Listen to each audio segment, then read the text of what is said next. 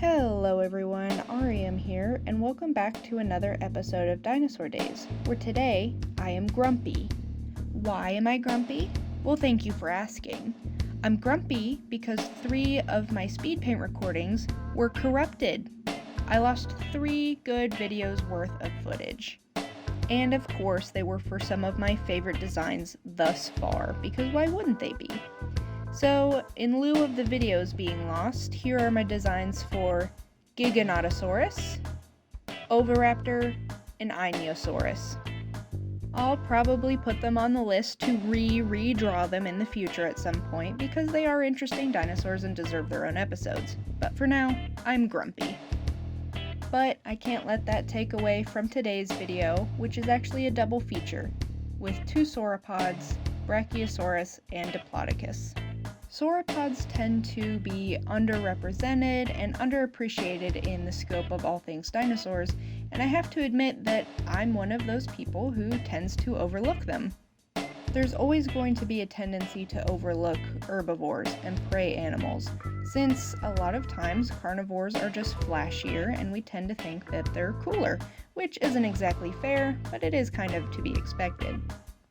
But more than that, sauropods don't tend to have flashy frills or horns or interesting defense mechanisms other than the fact that they're gigantic, so they tend to get overlooked. When in reality, we really should be paying more attention to these animals because not only were they the largest group of animals to ever walk the earth, but they do have many unique and interesting adaptations to help them survive the environments that they were in. And that's why I specifically chose to talk about 2 sauropods today, Brachiosaurus and Diplodocus, because these 2 sauropods existed in the same time, in the same place, but were so vastly different that they became a really fantastic example of how an environment can shape a species. Both of these animals existed in the Morrison Formation in North America towards the end of the Jurassic period, and they coexisted together along with many other sauropod species and many large predators like Allosaurus and Ceratosaurus, which I've already covered. Diplodocus was the more horizontal of the 2, estimated to be about 79 to 85 feet long and over 10 tons in weight.